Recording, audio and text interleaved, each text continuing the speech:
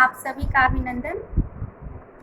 आज फिर एक नए विषय के साथ चर्चा करने के लिए हम सब इकट्ठा हुए हैं और हम जिस विषय पर बातचीत करेंगे वो है भक्ति काल में मीरा का स्वर। भक्ति काल एक बहुत ही महत्वपूर्ण काल है हिंदी साहित्य के इतिहास में, क्योंकि इस काल को स्वर्णयुग भी कहा जाता है। और इसमें मीराबाई का जो स्थान है वो स्त्री मुखरता, स्त्री आंदोलन, स्त्री अस्मिता को बचाए रखने का आंदोलन है, शुरुआत का आंदोलन है। स्त्री के अस्तित्व को आवाज़ देने का ये आंदोलन मीराबाई ने शुरू किया, और वो भी अपने पदों के माध्यम से। जैसा कि हम सब जानते हैं कि मीरा राजस्थान घराने से थी। राजस्थानी परिवेश एक सामंती परिवेश माना जाता है, जिसमें स्त्रियों को अपने संवाद, अपने हक, अपनी बातचीत को रखने के लिए स्थान नहीं है और नहीं था पहले। उसमें मीराबाई आती हैं। मीराबाई अपने प्रेम और भक्ति के माध्यम से अपनी बातों को समाज के सामने, पुरुषवादी सत्ता के सामने, सामंतवादी परिवेश के सामने रखने की पुरजोर कोशिश करती हैं, और वो कोशिश कहीं ना कहीं सफल होती नजर आती है। हिंदी साहित्य में आप पढ़ते आएंगे तो उसमें आपको देखने को मिलेगा महिला कवित्री या महिला लेखिकाएं हिंदी साहित्य में बहुत कम मिलेंगी। अगर दक्षिण परंपरा में भक्ति आंदोलन की बात होगी, दक्षिण परंपरा से जो भक्ति आंदोलन शुरू हुआ था, उसमें आलवार संतों में अक्क महादेवी का नाम आता है। अक्क महादेवी को दक्षिण की मीरा कहा जाता था। उनका स्वर भी दक्षिण, जो स्त्री अस्मिता का स्वर है, उन्होंने उठाने की कोशिश की। ललद्य कश्मीर में उठाती हैं स्त्री विषयक स्वर को, और सहजोबाई उठाती हैं। आधुनिक काल में आप देखेंगे महादेवी वर्मा उठाती हैं, और महादेवी वर्मा स्त्री की पहचान, स्त्री की अस्मिता, स्त्री के अस्तित्व की खोज श्रृंखला की कड़ियों में वो करने की कोशिश करती हैं, और इन कोशिश में वो बखूबी सफल भी होती हैं, और उनको आधुनिक युग की मीरा की उपाधि मिलती है। तो हमें ये सब सारी चीज़ें देखने के, जब इतनी उपाधियां मीराबाई को लेकर दी गई अन्य लेखिकाओं को, तो मीराबाई का समय संदर्भ, मीराबाई का काव्य, इन सब सारी चीज़ों पर जानने और समझने की बहुत ही आवश्यकता है। सबसे पहले तो मीराबाई के बारे में हम जान लेते हैं। मीराबाई राजस्थान क्षेत्र से थी। मीराबाई का विवाह जो है वो भोजराज से होता है। भोजराज एक सामंतवादी परिवेश और राजघराने से आते थे। बहुत कम आयु में मीरा विधवा हो जाती हैं, और मीरा शुरू से ही कृष्ण से प्रेम करती है। मीरा का प्रेम कहीं न कहीं मीरा की शक्ति है। मीरा का ऐसा प्रेम है जो मीरा को कमज़ोर नहीं बनाता है, मीरा को ताकतवर बनाता है। इसीलिए आप सब ध्यान दीजिएगा कि मीरा गिरधर नागर से प्रेम करती है।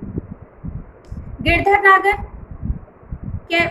कहती हैं कि मेरे तो गिरधर गोपाल दूसरों न कुइया सादा सकल लोग जुइया, भाया छाड़िया बांधा छाड़िया संगा सुइया।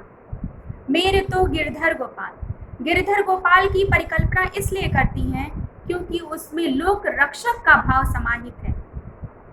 इसलिए मीरा उस कृष्ण से प्रेम करती हैं जो गिरधर नागर है, जिसमें लोक रक्षा की भावना से युक्त है। मीरा का प्रेम कभी भी ऐन्द्रिकता को लिए हुए नहीं था। मीरा शरीर की आस नहीं करती है। मीरा आत्मा से आत्मा के मिलन की आस करती हैं। मीरा का प्रेम पूरे संपूर्ण विश्व को चुनौती देता है कृष्ण के साथ होकर।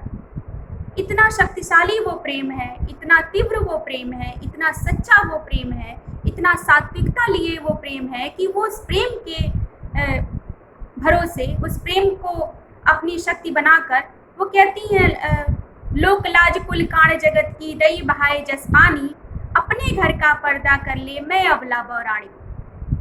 इतनी बड़ी चुनौती सामंतवादी परिवेश को देती हैं कि अगर आप लोक लाज कुल काण जगत की, संपूर्ण जगत की लोक लाज मैंने त्याग दिया, अगर तुम मुझे बौराणी कह रहे हो, अगर मैं तुमको मैं लग रही हूँ कि मैं उन्माद की स्थिति में आ गई हूँ, तो अपने घर का पर्दा कर ले। अपने घर का तू, अपने मन मस्तिष्क में जो गंदगी बसी हुई है, जो एक कुंठित मानसिकता है, उसको कहीं ना कहीं वो साफ करने की बात कहती है। तो ये एक चुनौती है कि लोक लाज कुल काण जगत की, दई बहाए जस पानी, अपने घर का पर्दा कर ले मैं अबला बौराणी।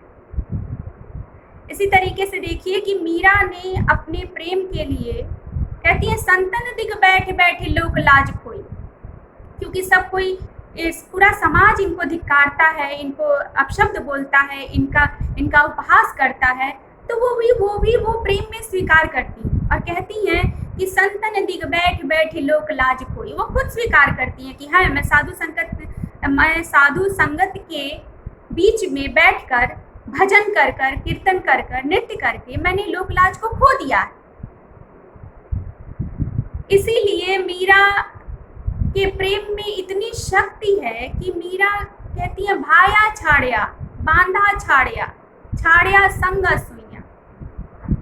मैंने उस प्रेम के लिए अपने परिवार, अपना समाज, अपने माता पिता तक को छोड़ दिया। कहती है, राजा रूठ्या नगरी त्यागी, हरे रूठ्या कठ जाना। मतलब राजा रूठेगा मुझसे तो नगरी त्याग देगा, इससे ज्यादा क्या करेगा वो। राजा अगर रूठ गया तो नगरी त्यागेगा, इससे ज्यादा वो कुछ नहीं कर सकता। लेकिन हरि रूठेगा, मेरा प्रिय रूठेगा, मेरा प्रियतम रूठेगा, तो मैं कहाँ जाऊंगी, किसके पास जाऊंगी। इसीलिए कहती हैं कि बेचे तो बिक जाऊं, मेरी उनकी प्रीत पुरानी, उड़ बिन पल न रहा। कहती है, मैं कृष्ण में इतना विश्वास है मेरा, इतना सात्विक प्रेम में शक्ति है कि वो जब जो कहेंगे वो मैं करने के लिए तैयार हूँ। अगर प्रेम में वो मुझे बेच भी देंगे तो मैं बिकने के लिए भी तैयार हूँ। इसीलिए कहती हैं, मेरी उनकी प्रीत पुरानी, मतलब मेरी और उनकी बहुत पुरानी प्रीति है। ये शरीर से बंधी हुई प्रीति नहीं है, ये आत्मा और परमात्मा से बंधी हुई प्रीति है। और उस प्रीति को लेकर मैं संपूर्ण समाज के विरोधों को सह सकती हूँ। मीरा का स्वर विकल्पहीन व्यवस्था में विकल्प की तलाश है। मीरा का स्वर उन संपूर्ण स्त्रियों का स्वर है जो अभी तक घर की चार दीवारी में रहते हुए अपना जीवन यापन कर रही थी। मीरा का स्वर कहीं न कहीं स्त्री की उस मन स्थिति से है जो विवाह में बंधी हुई थी। विवाह संस्था को वो मन से नहीं मानती थी, फिर भी उनको समाज के डर की वजह से उसे ढूंढना पड़ता था। मीरा कहीं न कहीं उसका विरोध करती है। इसीलिए विवाह होने के बावजूद भी और समाज में इतने पुरुष थे तो भी कहती है, मेरे तो गिरधर गोपाल। हाँ, समाज में इतने मतलब पुरुष का मतलब इतने देखने में इतने ज़्यादा पुरुष उनको समाज कहता था, इतने ढेर सारे पुरुष हैं, आपके पति भी हैं, फिर आप क्यों एक ही को पुरुष मानती हैं। तो उन्होंने कहा कि मेरी नज़र में तो सिर्फ एक ही पुरुष है, वो है गिरधर नागर। इसके पीछे ध्यान देना चाहिए कि पुरुष होना, पुरुष सिर्फ एक पुरुष मीरा के लिए एक विशेषण है। कैसा विशेषण? जिसमें लोग की रक्षा का भाव समाहित हो, जो बहुत ही ज़्यादा निर्बल को कष्ट ना दे, जो उसकी सहायता करे, जो प्रेम करे, जो समाज को प्रेम सिखाए, वो उनकी नज़र में पुरुष है। और उनकी नज़र में सिर्फ एक ही पुरुष था, वो है गिरधर नागर श्री कृष्ण। इसके अलावा वो किसी को पुरुष कहने के लिए तैयार नहीं होती हैं। इसीलिए कहती हैं मेरे तो गिरधर गोपाल दूसरों ना कुइयां। वह पूरी तरीके से विवाह व्यवस्था पर प्रश्न चिन्ह लगाती हैं कि विवाह व्यवस्था ने कहीं न कहीं स्त्रियों को उस तरफ मोड़ लिया है जिस तरफ वो अपने सपनों को तोड़कर आगे बढ़ती हैं, अपनी सारी अस्मिताओं, सारी स्वतंत्रता को ताक पे रखकर आगे बढ़ती हैं, फिर भी महिलाओं का लगातार अपमान होता दिखता है समाज में। इसीलिए आप देखेंगे कि एक विद्योत्मा की जो कथा है कि विद्योत्मा बहुत बड़ी विदुषी रहती हैं और बहुत पंडितों को अपने शास्त्रार्थ में हरा देती हैं। फिर पंडित उनसे बहुत परेशान हो जाते हैं कि हम एक महिला से कैसे हार रहे हैं। फिर कहते हैं इसको तो सबक सिखाना पड़ेगा। तो सबक सिखाने के लिए क्या सोचते हैं, इसका विवाह उस व्यक्ति से कराएंगे जो सबसे बड़ा मूर्ख होगा। हाँ, अब ये और भी तो सबक सिखाने का तरीका हो सकता था, लेकिन जीते जी एक उड़ान भरने वाली सपने को काट देना मरने से कहीं ज़्यादा खतरनाक होता है। विद्योत्मा के साथ यही करते हैं वो शास्त्रार्थ करने वाले पंडित, और ढूंढते हैं। ढूंढने के बाद देखते हैं कि एक व्यक्ति जो है वो उसी डाल पर बैठा है जिस डाल को वो काट रहा है। तो उनको लगा इससे ज़्यादा मूर्ख कोई नहीं होगा। अब शास्त्रार्थ में बैठा देते हैं, उसके साथ एक झूठ का आवरण रचते हैं कि ये जो हैं वो अभी मौन में हैं, वो बोल नहीं सकते हैं, हाँ इशारा जरूर कर सकते हैं। ये सारे प्रकरण के द्वारा और झूठा स्वांग रचा के विद्योत्मा का विवाह कालिदास से, कालिदास तो वो बाद में बनते हैं, एक व्यक्ति मूर्ख व्यक्ति से करा दिया जाता है। और उसी विद्योत्मा के धिक्कार के बाद कालिदास अपनी सत्व और अपनी विद्वता और लेखनी के द्वारा कालिदास के नाम से प्रतिष्ठित होते हैं। ये सब कहानी दूसरी है, एक दूसरे संदर्भ में ले जाएगी, लेकिन मुझे ये कहानी इसलिए बतानी है कि विद्योत्मा अगर किसी पुरुष को शास्त्रार्थ में हरा रही है तो वो कह रहा है कि अब इसका बदला लेना है। इसका बदला कैसे लेना है, तो इसका बदला हमें एक ऐसे मूर्ख से शादी करा के लेना है जिससे इनकी सारी जो एक तरीके से कहा जाएगा अभिमान है वो चूर चूर हो जाए। इसी तरीके से विवाह संस्था को मीरा ने कभी स्वीकार ही नहीं किया, और मीरा प्रेम में तन का कभी महत्व नहीं देती है। हमेशा मीरा जो है वो आत्मा से आत्मा के मिलन की बात करती है। इसीलिए कहती है तन की आस कबहू नहीं कीनो, तन की आस कबहू नहीं कीनो, ज्यों रण माही सूरो।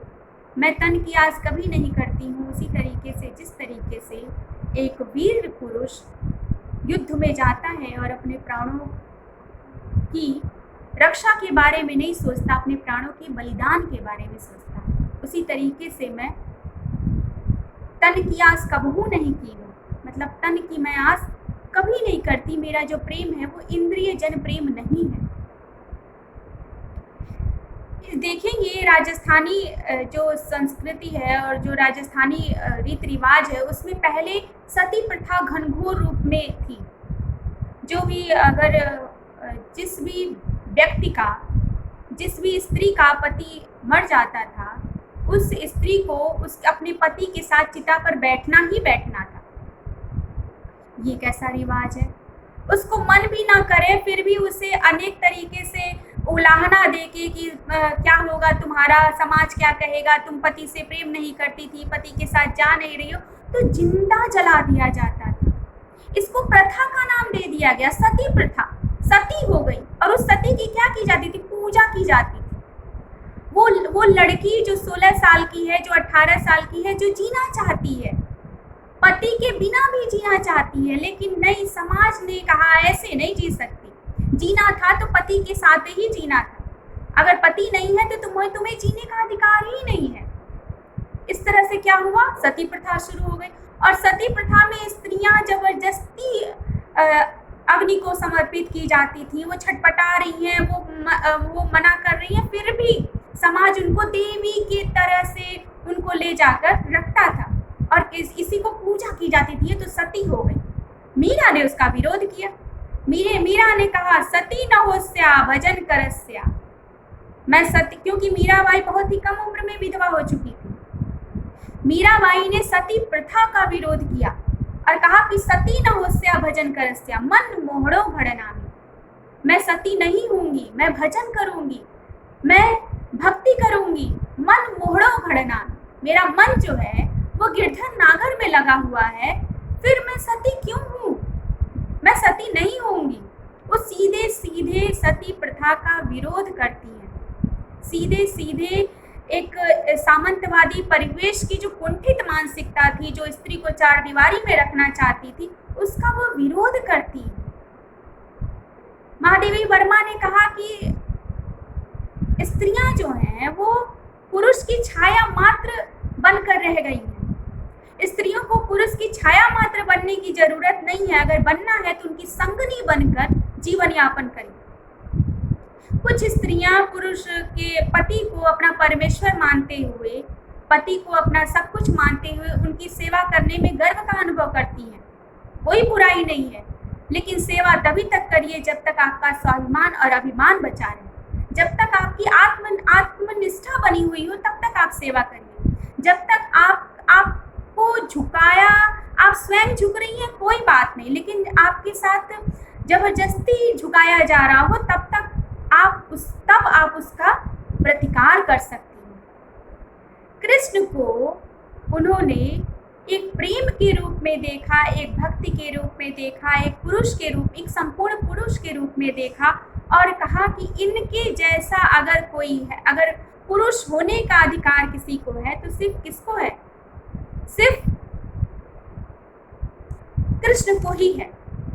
इसीलिए वो पूरी व्यवस्था, पूरी सामाजिक जो प्रक्रिया है, पूरी सामाजिक जो संरचना थी, उसके केंद्र में रहकर वो संवाद करने की कोशिश करती हैं।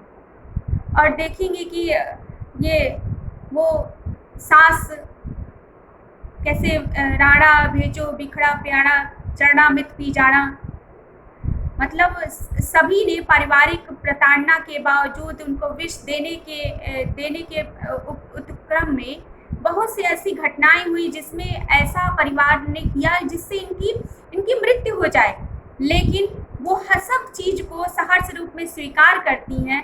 वो इसलिए स्वीकार करती हैं कि मेरे तो गिरधर गोपाल दूसरों न प्रिय। मीराबाई का यह स्वर कहीं न कहीं स्त्री आंदोलन का मुख्य स्वर है।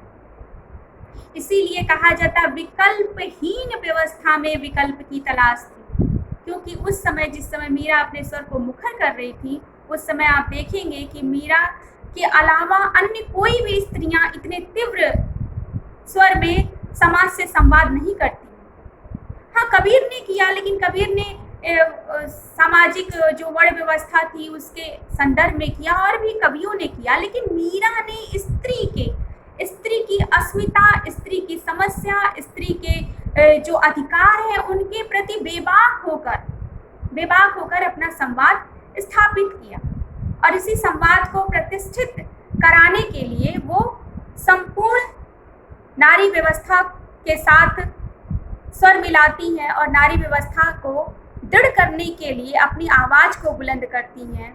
और वो आवाज़ कहीं न कहीं आज भी हमारे लिए एक प्रेरणा का स्रोत है, हमारे लिए एक सीख का विषय है कि हम जब तक चाहें तब तक हम जिस तरह से चाहें अपना जीवन यापन कर सकते हैं। लेकिन मीरा कहती हैं कि अगर बलपूर्वक कोई चाहे कि वो स्वीकार करे, उसकी दास प्रथा को स्वीकार करे, तो ये किंचित भी करना स्त्री होने की जो मर्यादा है उसको कहीं न कहीं कलंकित करना है।